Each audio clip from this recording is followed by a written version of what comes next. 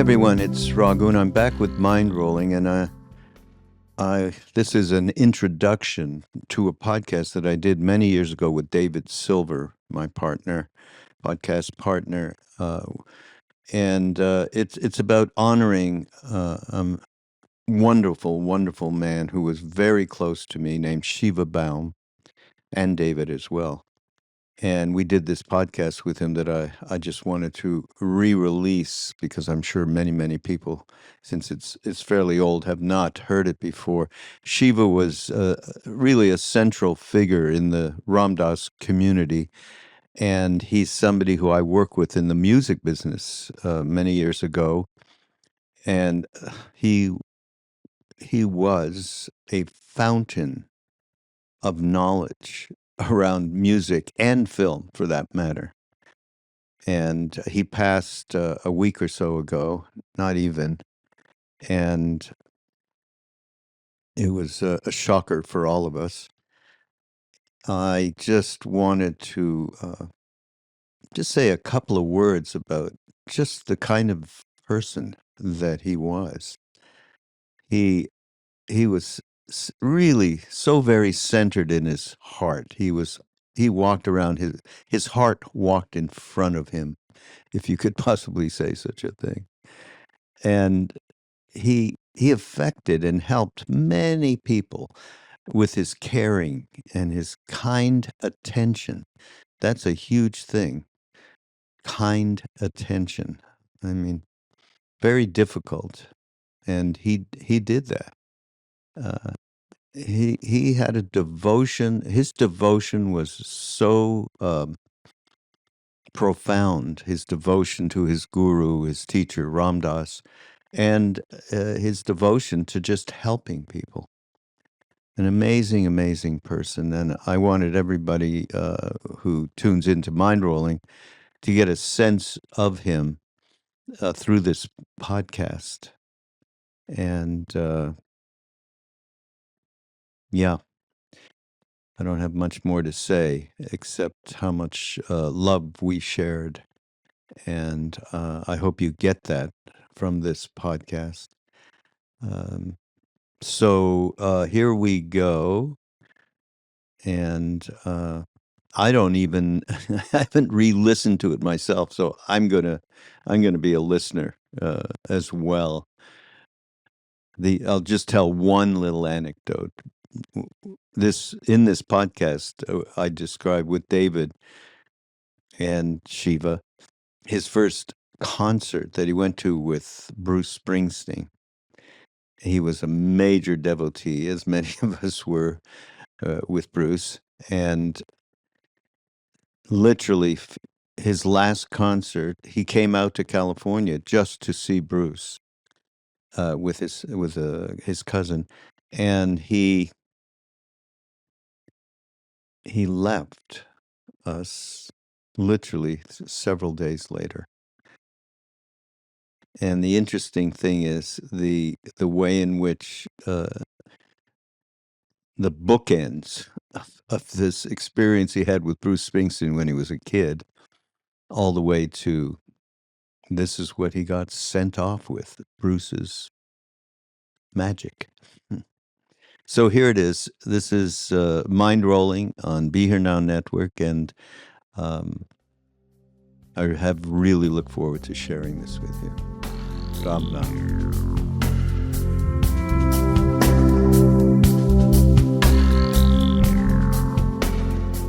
Welcome to Mindrolling. I'm Raghu Marcus. And I'm David Silver.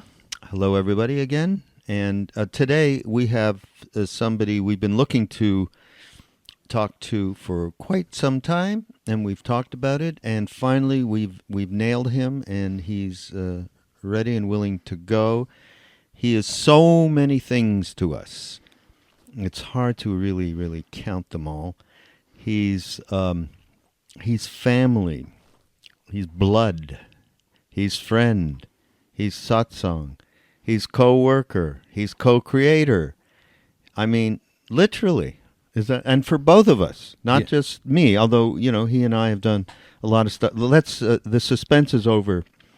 It's Mr. Shiva Baum. And Shiva's in L.A., talking to us from L.A., and Shiva goes way back with me in the music business and David as well.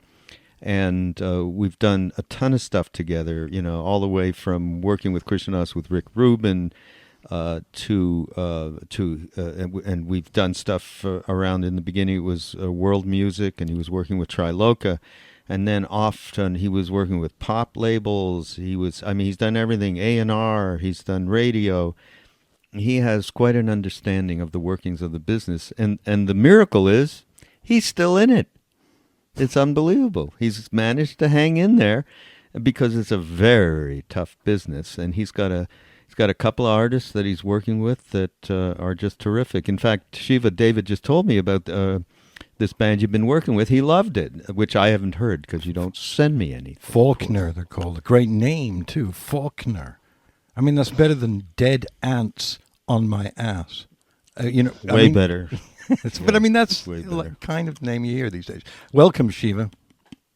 Thank you. Hello, fellow mind rollers out there listening. I am one amongst many, and believe me, so beyond honored to be here and holding space together with the two key and most influential mentors and guides in my entire life, Raghu and David. These are the lights in my lighthouse, and I'm just so touched to be here. Okay, lights in the lighthouse. This is not how we self-describe anything around us. Lights in the lighthouse. That's a outhouse, maybe. Lights in the outhouse. But it's a great Blind Willie Johnson That's why song. That's why I get to describe it. You guys would never say that about yourselves, but I get to say it right now. So there we go. Thank you. Yeah. Sweet. All right. Well, listen. I'm going to start off with something that's... well, actually, David, I just want you just describe a little bit of your relationship with Shiva and just, meeting. When did you first meet? I met Shiva when he was born, basically, and shortly afterwards, and was very friendly with him on a peer level when he was from about the age of 6. My daughter is the same age, and they played together. And I found out to my wonderful surprise that it was possible to have a conversation with this human being who was, very small and young, about everything, but particularly cultural matters, movies and music. He had, and this is the absolute truth, the earliest that I've come into contact with so far in this life, the youngest person to be able to appreciate adult culture, art, but particularly music and movies. His mother and father are also very astute about this, but Shiva was 6. And remember, Shiva, when we used to have, and I was, I was old by then, and we used to have those conversations. So that was amazing. You're old by then. Yeah, right. And you remember those, Shiva? Very well. Like I said in the beginning, the why I gave the introduction or my perspective about Raghu and David here is you both were the only adults who would talk to me as an adult when I was very small, very young, and developing. And it was clear to all of us that I had some sort of very authentic, powerful, mature connection with the arts, and in particularly music and film. And I didn't have anybody to talk to about it. My mother was a key influential person in my life, in that her and my father provided me just an incredible record collection and would encourage me to dive into the music and the art.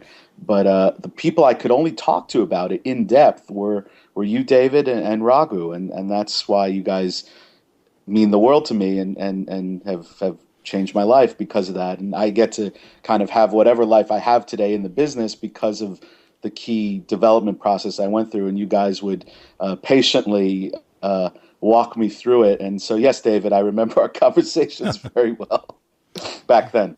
All right. Well, I'm going to... Hey, David, I've before you get into Raghu, David, I have a question for you. Do you remember going on a shopping spree to Brad's Records in the Bronx and picking up hundreds of dollars of original Marley records and Lee Scratch Perry records and all the reggae classics on vinyl in the late 70s. And I absolutely do remember that, because yeah. Brad's is not. It's one of those incredible record shops that's devoted to one type of music, reggae music and dancehall music, and it was kind of a real journey that going to them. So that's the kind of things we did together, as well as being involved in consciousness and devotion and all those other matters. And one of the reasons. Raghu's got something to add, but I'd quickly say that one of the reasons that Shiva's on this is he's like us. He's into that, but hugely. But it still isn't incompatible with being part of the ongoing culture and loving it and appreciating it and somewhat moving it forward sometimes. Anyway, Raghu, you go on. So when I was 6 years old, I was listening to original Marley on vinyl. Of course, there was no other children that I grew up with who had this kind of cultural experience that I had met. So it was that's just an example of the great things I got to grow up with because of David and Raghu. Anyway, take it away, Raghu. I just wanted to throw that in there, David, before we got into it. Okay. Well, since we're talking about music, and really that's been a tremendous connector in our friendship. Well, with David and I, starting right there, and then of course in this case with Shiva, and so. There was one thing in particular that I was so inspired by at the time, and I'm still inspired by, and it was something I really wanted to share with Shiva, and actually my son was born the day after him, so they've been together since birth, kind of a deal. And I wanted to share this thing with them, but in particularly, Shiva is so passionate about music. It just fit our passion, and it's something we've been doing all our lives, for the greater part of our lives. So I'm not even going to tell you, and it's my inspiration, okay? And it was right around this time that this particular incident happened, and here is this.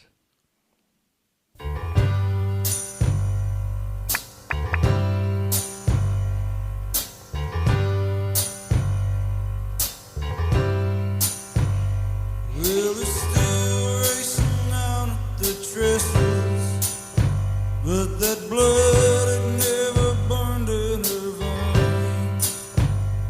Now I hear she's got a house up in Fairview, in a style she's trying to maintain.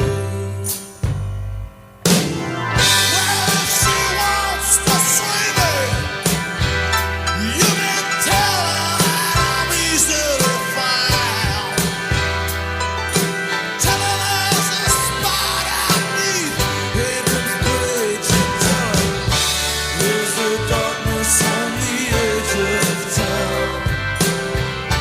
There's the darkness on the edge of town. Well, everybody's got a secret song, something that they just can't face. Some folks spend their whole lives trying to keep it. They carry it with them every step that they take. Tell Sunday that I'll just cut it loose. Cut it loose, I'll let it drag on down. Why no one asks any questions or looks too long at your face. In the darkness on the edge of town. In the darkness on the edge of town.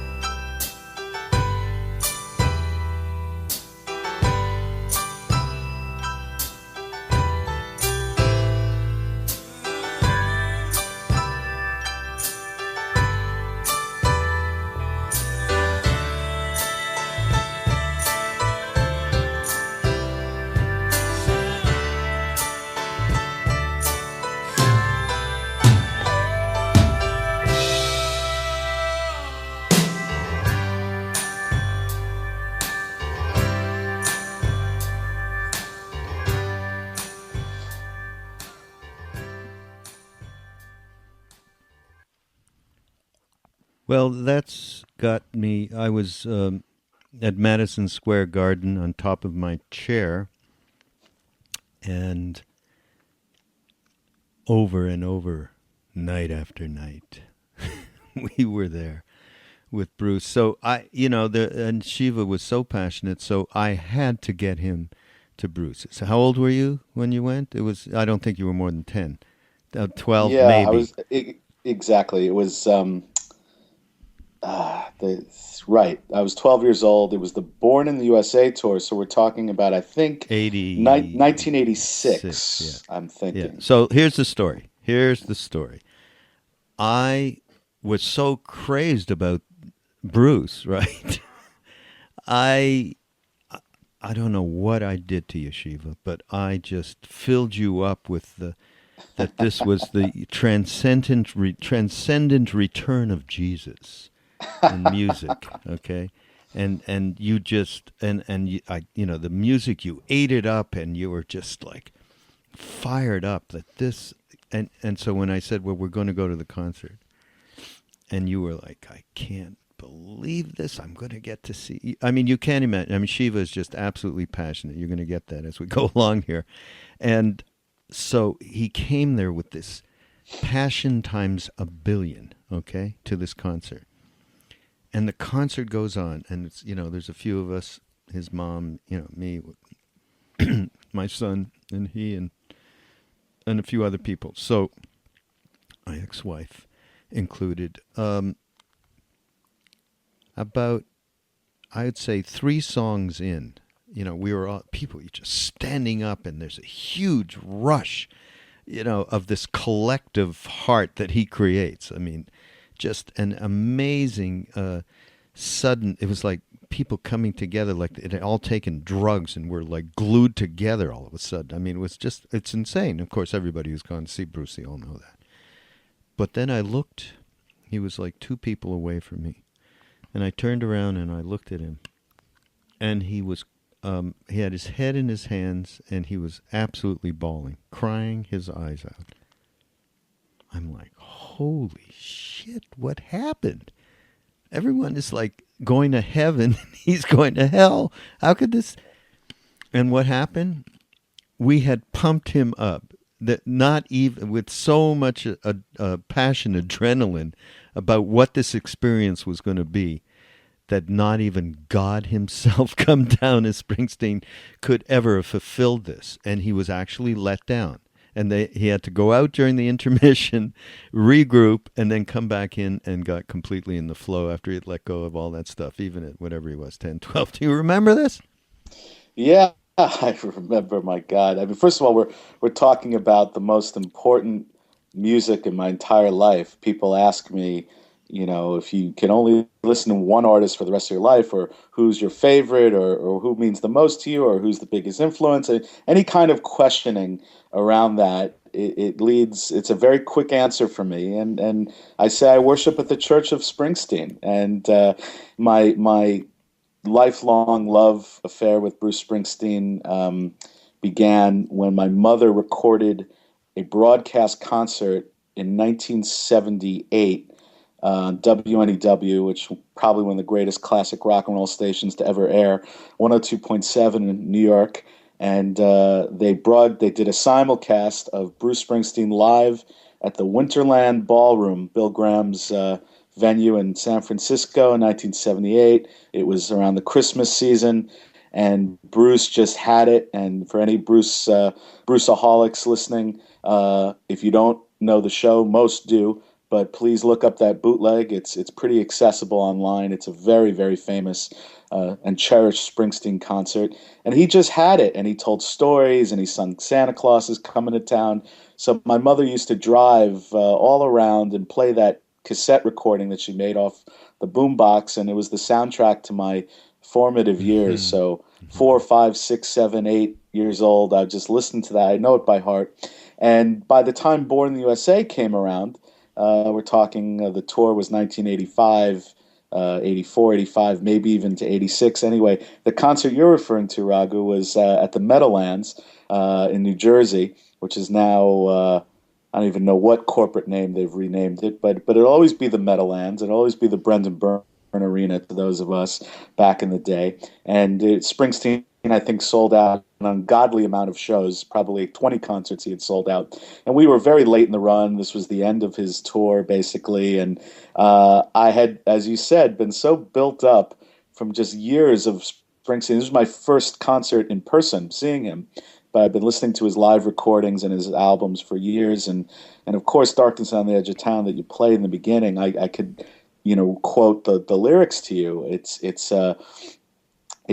religion, so it means that much for me, and I get very emotional hearing "Darkness on the Edge of Town," as I know you do, Raghu and David. And David, of course, has incredible Springsteen stories, which I hope will reveal some, or at least one. But yeah, so I was a emotional little kid seeing Springsteen, years of being built up in my own head, and of course through Raghu.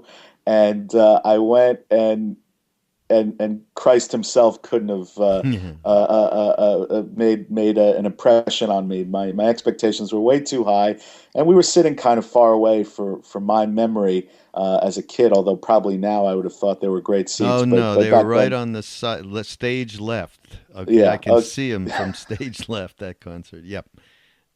So I went, and I what I feel bad about now is I bummed out. I was the one kid with a bunch of adults, and I was the third wheel, man. I really bummed everyone out. I threw a real fit and a bratty tantrum, and God knows what I was processing karmically. Obviously, the Bruce juice got into me, and I released a whole plethora of emotions, and God knows what happened, but I must have been such a bummer. So I want to thank you for forgiving me and continuing to love me even after ruining the first half of a Springsteen concert and in a victory lap. So thank you, Raghu. Well taken. Just at a lot of what we've been talking about on Mindrolling, is really the connection between, I don't think there's anyone I know who better knows, without having been there, the feel of the late 60s, early 70s, not just the music, which, you are a huge, not just fan of, but very knowledgeable about, but also the transition that we went to, the transformation that inner transformation that we went through at that time. And we've always, through these podcasts, linked that time with this time. Just talk to us and tell us what you think of, what are the comparisons? Are they real between what was going on then and what's going on now, and an emergence of, at least creative awareness? Wow. There's a song by Paul Simon that he wrote in his later years off the Rhythm of the Saints album, which was his follow-up to Graceland. And it's a very underrated album because it came after Graceland, which arguably the most important solo Paul Simon album ever made. Certainly one of the most affecting and influential and best-selling still to this day. But the album follows, called Rhythm of the Saints, and there's a song on that called Born at the Right Time. And I always resonated with that song because although for many years I had fantasized what it would have been like for me to be born when you and David were born, and to be, an active participant of the 60s and 70s culture. I was born in 1974.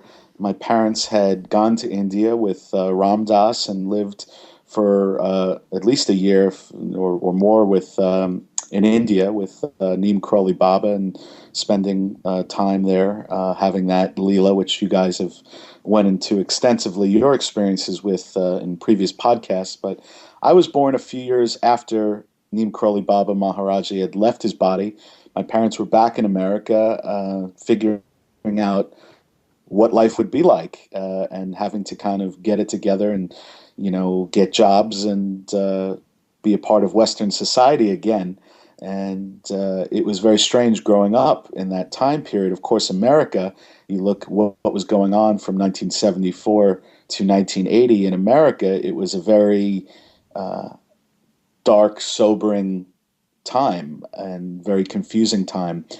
And the music that came out of that time, that transition from the 60s to the 70s into the 80s, is so profound and says so much. So you have music like Darkness on the Edge of Town and Born to Run, and really the record I think that summed it all up for me from Springsteen was The River, which came out in 1980, and it was the real transition point between the 70s and the 80s. But for me, also growing up, I think my first awakening into music as a path of consciousness was Sugar Mountain by Neil Young off his album Live Rust. I believe it's track 1. And I encourage everyone to refamiliarize themselves with that song or listen to it for the first time, that version in particular. And it's just Neil Young solo acoustic playing to an arena full of people. And it's about the predicament of growing up and losing the innocence. And that was the 70s and the 60s. So I was from 1974 to 1980. By 1980, I was 6. So being a very, very small child and getting to dream to the music of the best of the 60s, which for me was the Beatles. I was more of a Stones fan coming into my teenage years, but I was really into just the majesty and the magic of the best of the 60s, and then really this powerful consciousness transition that I experienced going from the 70s into the 80s. And so what I experienced happening was, what I just described from the 70s, but then in the 80s came groups like The Police and U2 and Peter Gabriel, which then for me was a link into my ancestry, if you will, or lineage from the Eastern culture in India, and in particularly kirtan, and my earliest memories of that music was Krishnadas before he made albums, and then Jai Tal, and that album that came out in the late 80s, Beggars and Saints on Triloka, was the leap from Peter Gabriel into bringing India back to America through Jai Tal, through sacred mantra music, also known as kirtan. And then what happened in the 90s, really fascinating with groups like Pearl Jam and Nirvana, and then from that to Karma Police with Radiohead and OK Computer, Dave Matthews Band. There was such we could go on and on about it, of course, but looking back on it now in this conversation, it's really mind-blowing to just briefly touch on it and trace it, and to see how this divine consciousness was really active in popular music. And my understanding of it was that something happened when the year 2000 hit, and it was like almost for me that Springsteen concert where the hype couldn't be lived up to. That first Springsteen concert and that story you told, and I feel like for popular culture, when the year 2000 hit, we almost didn't know what to do with ourselves as a humanity. And then September 11th happened, 2001, and the world was just silenced, and the artists didn't know how to respond. And I feel like now we are beginning to figure it out again, and you're starting to see in the last couple of years, with the popularity of an artist, a pop artist like Adele, and a pop song like Gautier's Somebody That I Used to Know, which was the #1 most played song of last year. It was the record of 2012. You're starting to see some sort of powerful reemergence of this, let's just call it divine presence in popular music. And last but not least, of course, the modern popularization of sacred mantra music, really literally with the kirtan movement. So it's a very exciting time to be appreciating the arts and the culture, and who knows where it is going. But to answer your question, hopefully I have, is there something going on for the current generation who didn't get to grow up back when the Renaissance began? I think for sure it's there. Some people can identify it. Millions don't even know what it is, but they're feeling it and they're responding to it. I'm very, very excited in anticipation about where it's going, because nobody knows, but it's going somewhere. We've been talking to people the last few days a lot about one particular focus around what's going on in the world relative to the extreme suffering, environmental suffering, economic suffering, and talking about the polarization of the powers that be through governments and so on, and especially this of course in the United States, and talking about how to how to live through this without just being caught in anger and so on and so forth, and yet still take action. And you see, and David's talked about how the social media, of course, allows us to gang together in ways to protest things, et cetera, et cetera. But there seems to be how do you feel about your own inner polarization when you are just, you see things and you hear things from politicians or otherwise, which are so apparently, quote unquote, ignorant, taking away, for instance, social welfare programs for the poor and so on and so forth. And you react, I mean, what are you feeling, and what do you think about your contemporaries, and I include that 20s and 30s? How are they reacting, and is there social action being taken in any way? Wow, that's a very profound question, and I appreciate your asking it and contemplating it, and the work that's being done in the Mindrolling podcast to really address this stuff.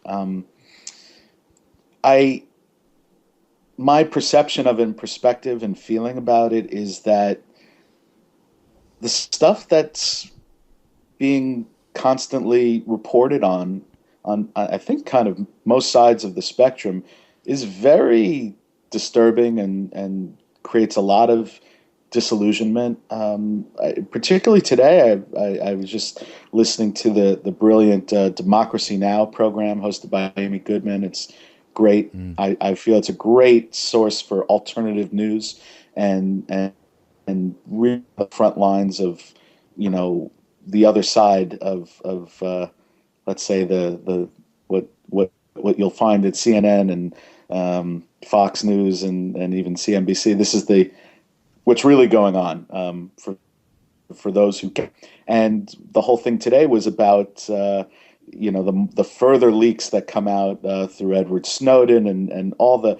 And it turns out that our government is spying on everyone, and the rest of the world's really upset. It's not even what's going on with the American citizens, but in Germany and all over, all these countries that we're allies with, supposedly, we're spying on them. And obviously, Obama is involved on some level. I mean, I'm not there. I don't know what how deep it goes, but obviously he's complicit in this. And for those of us who really believed in Obama as a leader of consciousness, stuff like this is, and I know many people in their 20s and 30s really who did vote for Obama voted for consciousness and voted for a higher consciousness in politics. And there's just each day some really compelling evidence that shows that everything is not as it appears. Well, and of course, can I comment on that? Because I never thought that.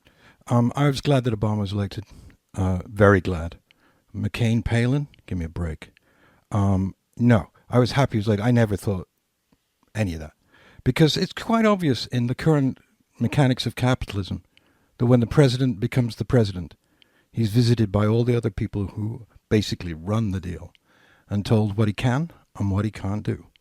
And even though he's the president, he would have to be an unusual person indeed to defy the CIA, the NSA, Goldman Sachs, the entire Congress, every major company and corporation in the world, and say, no, I'm not. I'm just going to defy all that and just do the right thing. Ain't going to happen. So let me finish. I don't think that. I think that was naive to think that Obama or anybody else is going to pull that off. What I do like, though, is that the basic thing that is necessary for a society, having grown up on where it happened, is health. And both, all kinds of healthcare. And the fact that he decided to take that mantle on, the only other person to do it was Hillary Clinton. She failed. The fact that he took that on and has done something, no matter how complex this thing is, makes me love him because he did do that. He may not be able to do anything about spying. I don't know. We are creating our own lack of privacy. None of us are private anymore. Facebook, all of it, everything. We like to talk and share. So they're wanting to share our very lives with people who are trying to control the world. And it bothers me, but it doesn't bother me as much as, ignoring starvation and health care. In this case, though, I just want to you're absolutely right, and I think we all had overblown notions of what Obama could do, and it's obvious that he is very limited. But more to the point that I'm trying to figure out something here with Shiva and his contemporaries. Just the fact that's he has a disillusionment, and he's talking about his generation. And I would say there's more disillusionment with that generation. We're a little more, the elder pickled cuckers that, here that's a little more cynical about it all. Although I was pretty non-cynical. I was kind of what Shiva's describing. I expected way more. So, I realize that now. But more to the point, if it isn't that disillusionment, it's the disillusionment of everything we've been talking about, of these completely polarized right-wing fundamentalists that are, that basically blackmailed the government around this healthcare issue, right? That's enough of a disillusionment, right, Shiva? That's what we're talking about. All of that, Obama, these people, all of the naysayers around climate change, all of that puts a weight, and that's for me what I'm talking about and for us really, about comparing to the late 60s and 70s. The horror then was, of course, the Vietnam War, the complete, just throttling of creativity, and having to, we were all forced into these roles in the culture that now are, not existent, or way less existent in terms of that kind of a forced issue around who you should be. There's a lot more freedom now, but all of these things that are happening, are very comparable, I would think, and that you personally have been going through, these reacting to these events that are political, social, economic, so much of the world that we see instantly, that is, so much suffering. So. And just, so that's kind of where the question comes from. I completely agree with what you said, David, and absolutely what you're saying, Raghu. And there's that famous old saying, here today, gone tomorrow. And what appears to me, what it's about right now is here today, gone today. You hear something, shocking this morning in your morning news feed, however you're choosing to see your news and get it. And then by the evening or the afternoon or certainly by the next morning at the latest, most of it's you've moved on to the next thing. And I look back on what was going on in terms of activism in the 60s and 70s, and it's incredibly inspiring to me. I don't see it in the current generation. Obviously there's exceptions, dramatic exceptions, and there's incredible work being done in the world, and the meeting of technology and passionate, conscious activism. But in terms of the popularization of it and really having the voice or the protests that would go on, it just appears that the modern age is an age of as he said, disillusionment and disaffecting, and just it's very easy not to not to care, because there's so much to focus on. And one of the what's going on with us being more connected, as David said, we've absolutely voluntarily given up our privacy. We're all seeing what's going on. We see the atrocities all over the world, and it's so overwhelming that the form of activism is to tune it out. And it's not, of course, nobody's going to give up their cell phone and their Facebook account, but that I think the spin off that is, I'm just going to wait for the next atrocity headline news that's going to come in the next minute via text, via Facebook, via all the incredible bombardment of media. So it does set the scene, it appears to me, for a movement to transpire, and certainly brilliant art in literature, in music, in cinema. I think we're still waiting to see the explosion, and I hope it comes this decade. It might not come till next decade, but something is going on. There's too many incredible factors at play, and clearly also on an environmental thing. We're running out. And you don't have to believe anything to know that the weather has changed. Stuff is going on that didn't used to, go on. And we're also seeing now, what I do think we'll see is the legalization of marijuana. I think we will see that this decade, if not certainly the beginning of next decade, a national legalization, or certainly going that way pretty much more rapidly than I'd ever anticipated. And that's going to be exciting to see what happens to the landscape when everyone could legally smoke a joint who's of age. That's going to be very interesting. Yeah. I think, though, that sounds really right on, and that there is something growing. You do see on Facebook a lot of people really, being conscious about environmental issues, trying to rile other people up to join forces to protest it, or to comment on it, or to blog on it. And you see that with things like the GMO issues and all of that. So there is stuff, social action stuff that is taking place. But one of the things that we're feeling actually through this program, big. I used to be on radio. That's why I keep thinking. It's a program. It's a program. Okay, it's a podcast program. It's a program. It's a program. Through this, we are getting a lot of input, and I get a lot of input through the foundation, the work I do with Ram Dass, where there's a tremendous interaction on a daily basis with a lot of people, of just real, substantial interest from 20s and 30s generation in how do we just find a way to keep some balance and get to a vantage point where we can navigate this world in a way that is not, we're not lost. We're not lost in our mind, thoughts. We're not lost in emotional stuff. We're not jerked around. There is some idea of wanting to be at least together enough to help, our neighbor next door, not to be too, simplistic.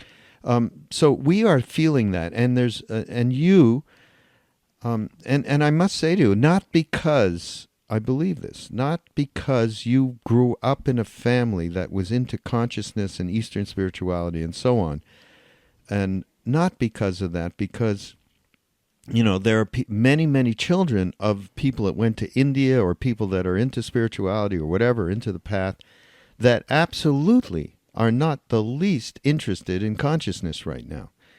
So I don't think it's because of that. I think you have a certain proclivity, shall we say, to being interested in consciousness. You always were.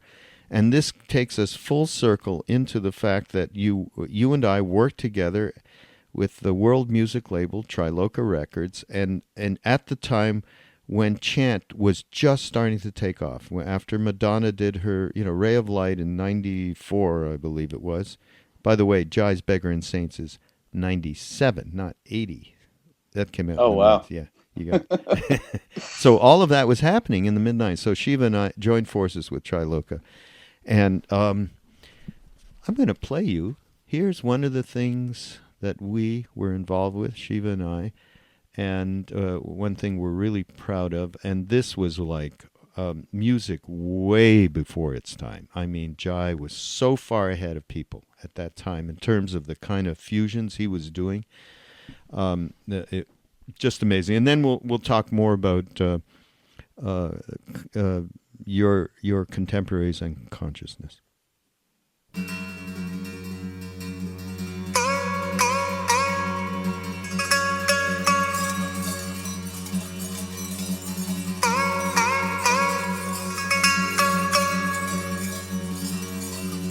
Shivaya Parameshwaraya Shashi Shekharaya Namo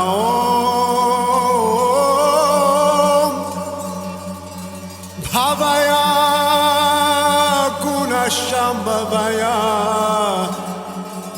Shiva Tandavaya Namo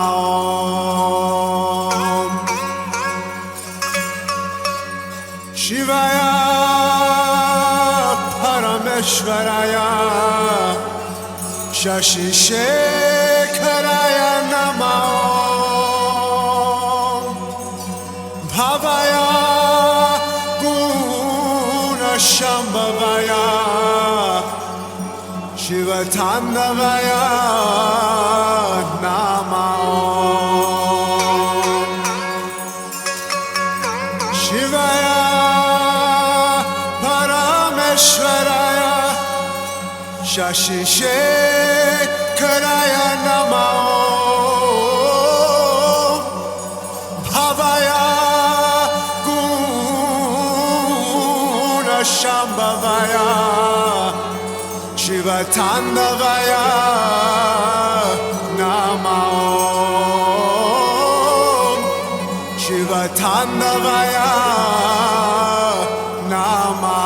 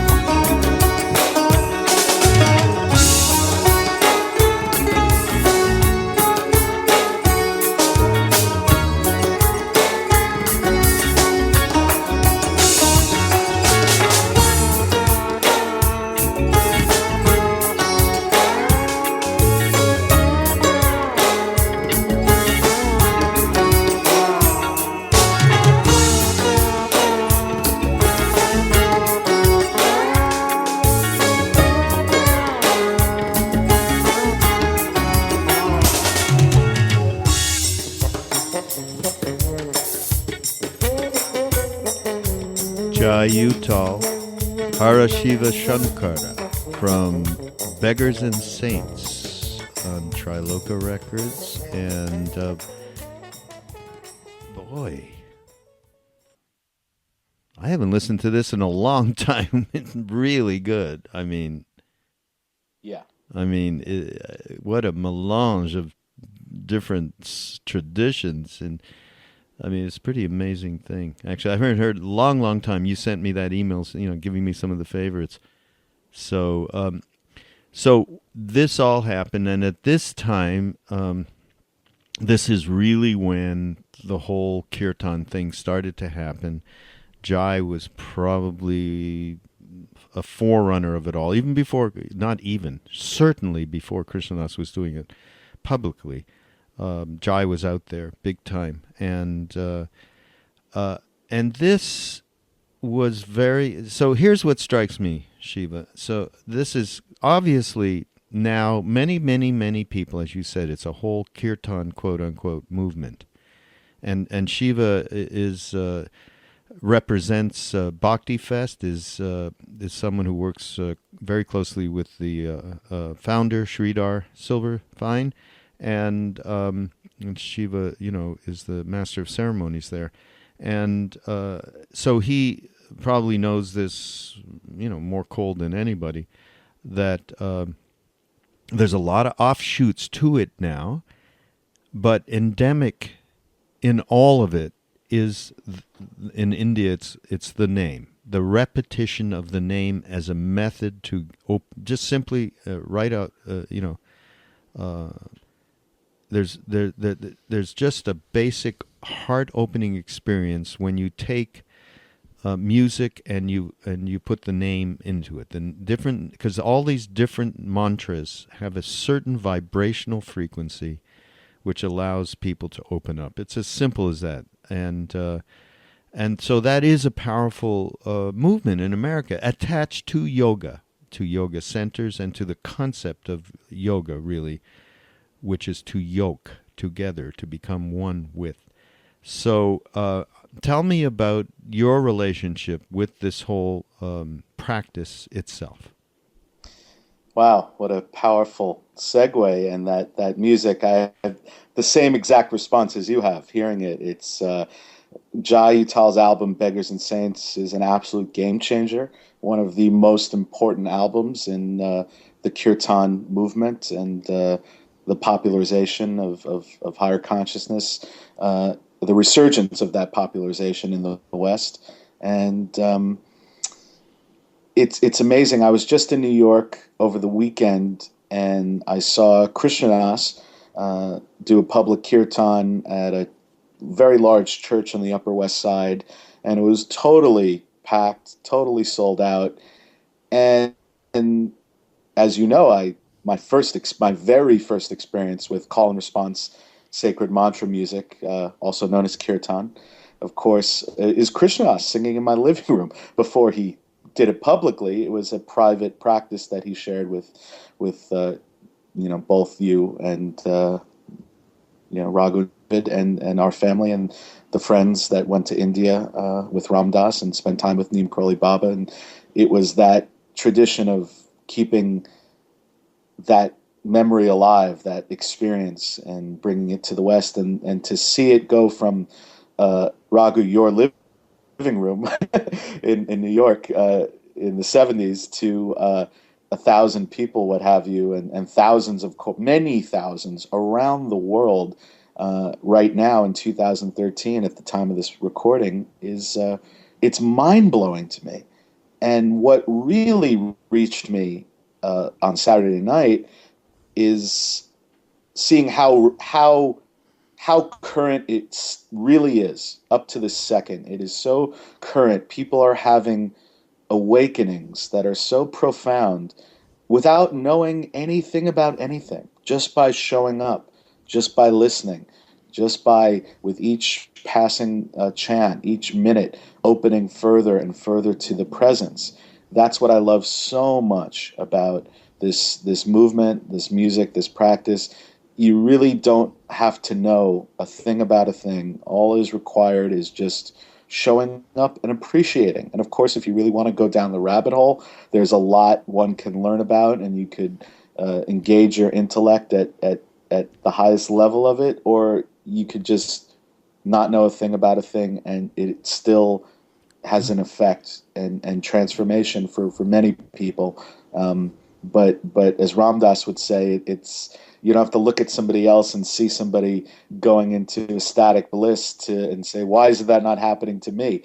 It's nothing to do with that. But really the point of it, it's an authentic current movement, and I think it's directly in response to the times we live in, and it's a real path, and it's only growing in popularity. And the organization, the festival that I'm involved in, as Raghu said, is called Bhakti Fest, and it's the Coachella of this music and yoga as well, the asana practice along with the music, kirtan practice, and it's 4 days in Joshua Tree, beautiful vortex in California. And something happens when you get together with a group of people in the thousands, and you do this practice and you experience it.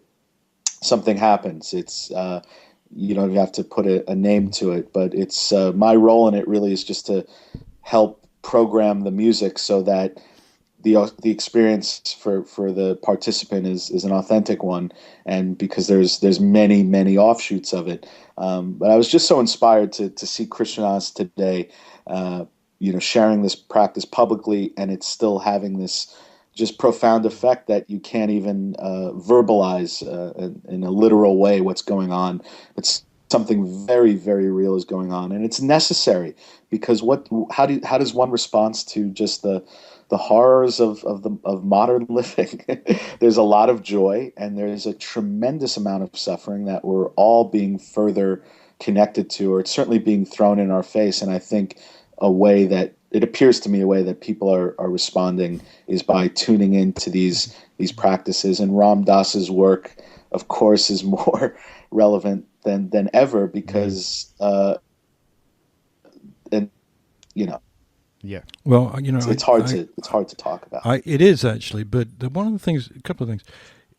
Jayadal and Krishnadas are consummately perfectionist musicians and very technically brilliant, and that's great, and they've taken it so far. But the way they sing is the way they've always sang. They have changed the arrangements, the production, and they've deepened them and made them more accessible. But the raw thing is that sound. On my own part, I've been listening to kirtan since 1971, whatever, and I'm a cranky kind of person when it comes George to Harrison. Mm-hmm. Well, yeah, but Hare Krishna. But I'm talking about live, at Hilda Charlton's sessions, right, when we all would sing, and I'm just I want to say this to our listeners. This is really what I'm trying to spurt out here.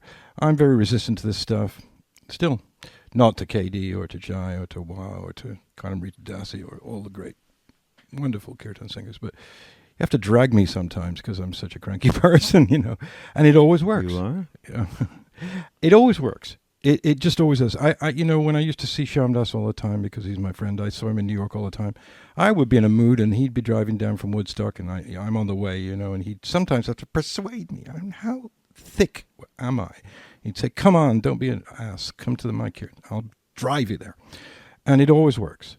And you don't have to know anything. You don't have to believe in Shiva, Bra, anything. You just go and it works. So it's very democratized, actually. It's not an elitist bunch of sort of Santa Monica yogis. It really works. Of course, Santa Monica. The range is astounding now. It's just incredible. So I'm just, as a testimonial, actually, This is. I'm saying that I was a guy that really was hooked on the Rolling Stones, the Yardbirds, the Kinks, Buffalo Springfield, and the Velvet Underground, I say, with some sadness at this point because Lou died a couple of days ago. This was my music, hardened mod and East Coast and West Coast American music. It was the greatest music I'd ever heard. I was so addicted to it and so in love with it and involved with it in some level. If I can go to a kirtan now and then and for all those years, anybody can. Because I wanted to hear Jeff Beck. That inspired me. That did me. Jimmy Page, Eric Clapton, Stephen Stills. That's what John Cale.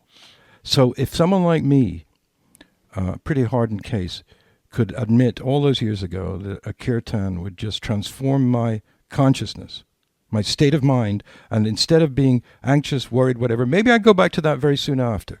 But during the experience, and for usually hours afterwards, I was in a state of consciousness which I would never have believed I could ever have got into. So that's why kirtan, I'm passionate about it, just like you are. You know, That's an unbelievable commercial. Why can't you do that for selling Mindrolling? Never mind kirtan. let's do it. Let's do it right now then, because Jesus. Shiva, I'm going to do it. I'm going to do my commercial. I'm really. Oh, do you want to do it? or what? Yeah, because I can't. I don't want to get bored listening to this whole thing. That's just the truth. I just want to say one thing. I mean, Shiva's brought up a lot of incredible artists and his passions. You've brought it up. All of it, from the kirtan to Springsteen to the Yardbirds and the Stones, are available on Amazon.com. And that's how you're going to help us. Please go to mindrollingpodcast.com and go to our banner, our Amazon banner, which will, and then buy whatever you buy. And you can buy everything from paper towels to unmentionables, which somebody on our podcast mentioned to us the other day, Duncan, which we can't even say again. It's so, imagery is hard. And just put it in, bookmark it. See, when you bookmark it, so every time you go to Amazon, you're going to go through that portal, which will give us just a small percentage. So we need a lot of volume, and that'll help support us. And that alone is something that we'll appreciate, both David and I, and Mindrolling. So there's our little commercials. Now, Shiva, the other thing, I'm going to jump now, is that Shiva's been working with artists, and I think I mentioned this, in developing them, and he has one in particular that he has stuck with.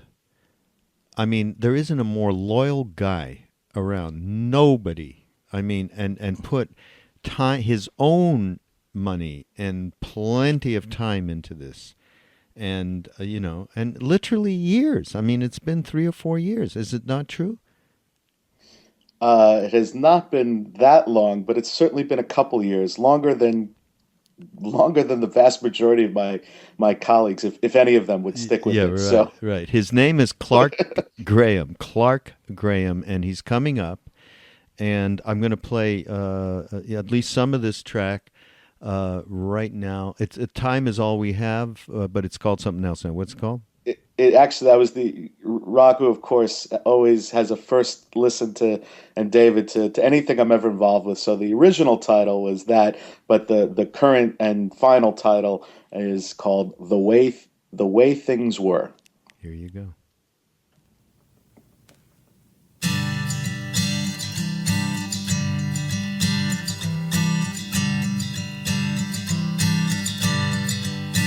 There's an old man by the sea smiling. He can't see nothing but her. All he does is think of the way things were.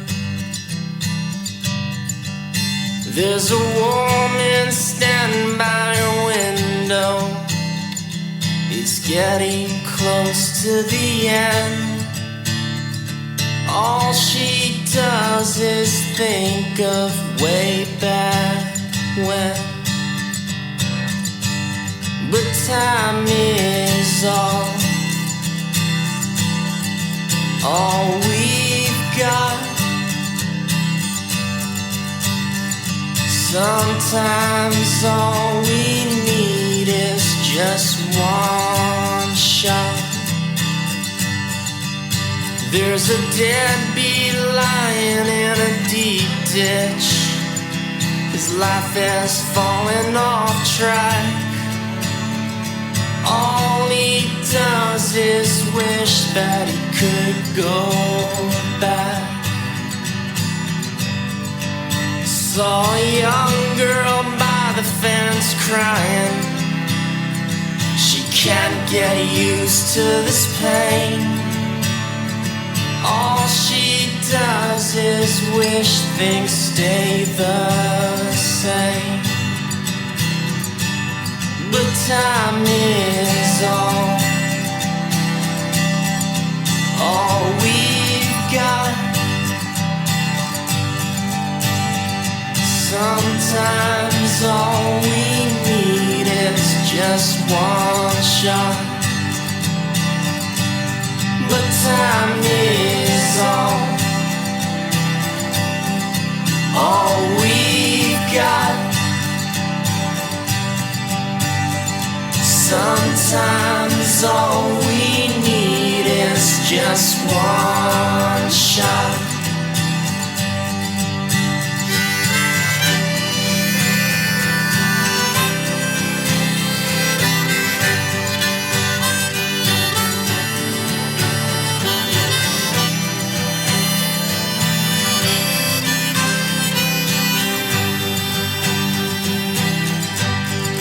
Time is all we've got. Sometimes all we need is just one shot. Now all he has is a promise that just can't last. All he does is watch that moment pass. There's an old man by the sea smiling. He can't see nothing but her. All he does is think of the way things were. 3. That's great. I mean, I haven't listened to it in quite some time. Where can people go to get this? Amazon, I hope.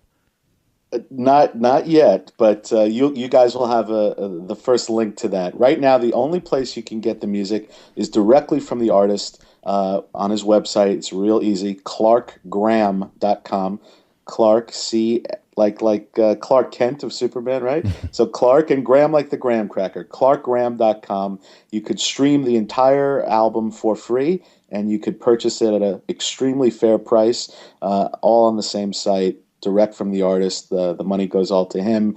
And the reason why, like you said, it's been a few years is it takes a long time for an artist to find their true voice, their authentic voice, and then to be able to articulate it, write it, record it, and perform it. And Clark is somebody who is the most authentic singer-songwriter I've ever met. And I believe he's going to and he is representing a lineage that his generation, he's in his mid-20s, and his generation and younger would never experience. I think they're going to experience through his music and his voice, and I'm really honored to work with him and watch him develop as a songwriter and as a performer. So thank you for giving him a light in this podcast and the chance to be heard. Thank you. Well, thank you for being with us, Shiva. You Yeah. know, I mean, this passion for music that never ends.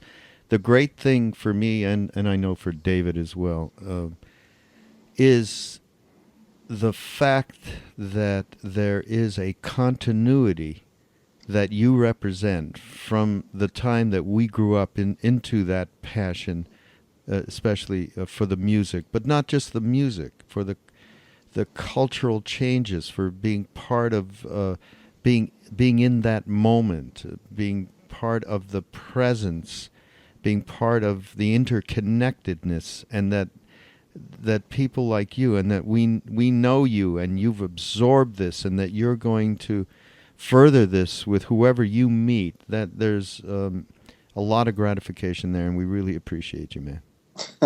Thanks so much. If I may just briefly add to that, the band that David mentioned that opened the hour, that he mentioned, I'm involved, honored to be in partnership with Danny Goldberg on a band called Faulkner, a true alternative rock band.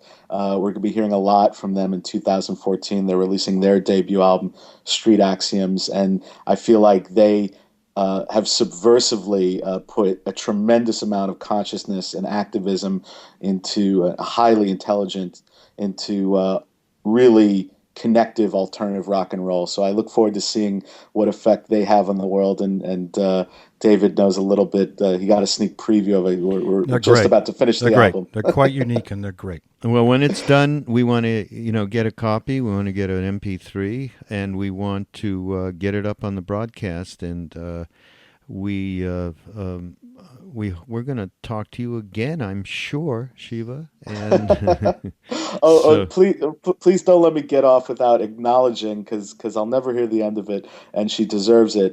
One of your most avid listeners of this podcast and dearest friends, my mother, Radha Baum. She is Hi, the Radha. most. We love you, Radha. There's no. She loves you guys so much. She listens to almost all the podcasts, and she's definitely the most influential and important person in my life. I wouldn't know anything about any of this stuff we talked about, and if it had not been for her and her continuing influence on my life, and of course you both guys, I can't get off this line with you without just expressing my lifelong, unending gratitude for your teachings, your wisdom, and your love in my life, and I do the best I can to pay it forward. So thank you for being that for me. Thank you. Amen. Thank you. Yeah. All right. Great love saying. to you. Great, yeah. Love to everybody. Yeah. Love to Dave. So much love. Till next time. Bye bye.